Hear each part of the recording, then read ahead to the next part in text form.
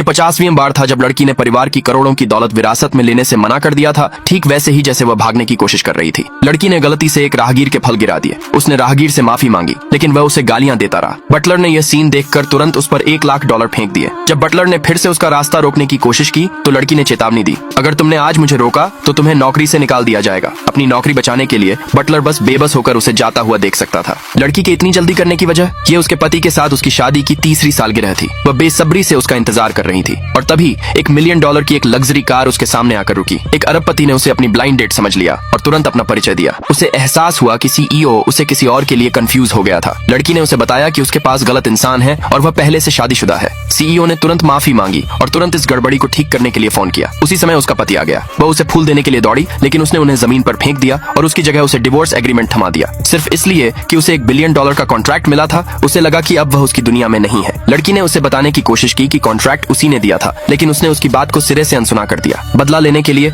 उसने उसी समय CEO से शादी कर ली। उसके पति को यह नहीं पता था कि उसका बिजनेस पार्टनर कोई और नहीं बल्कि CEO ही था। थोड़ी देर बाद लड़की अपनी इलेक्ट्रिक बाइक पर एक बैंक्वेट में पहुंची, लेकिन सिक्योरिटी वालों ने उसे इन्विटेशन न होने की वजह से रोक दिया। तभी उसकी टक्कर उसके बदमाश एक्स हस्बैंड से हुई। उसने मजाक उड़ाया कि वह एक हाई क्लास इवेंट में आने के लायक नहीं है और सिक्योरिटी वालों को उसे बाहर निकालने का ऑन ऑर्डर दिया। ठीक समय पर CEO आ गया। जब उसने सिक्योरिटी गार्ड को अपनी पहचान बताई तो गार्ड ने न सिर्फ उस पर यकीन करने से मना कर दिया बल्कि उसकी बेइज्जती भी की। एक्स हस्बैंड का फेवर लेने की कोशिश में गार्ड CEO को बाहर ले जाने के लिए तैयार हो गया। जरूरी समय पर सिक्योरिटी गार्ड सुपरवाइजर आ गया। सच जानने के बाद गार्ड को एहसास हुआ कि उसने कितनी बेवकूफी की थी। आगे देखने के लिए नीचे कमेंट में पार्ट 2 लिखे।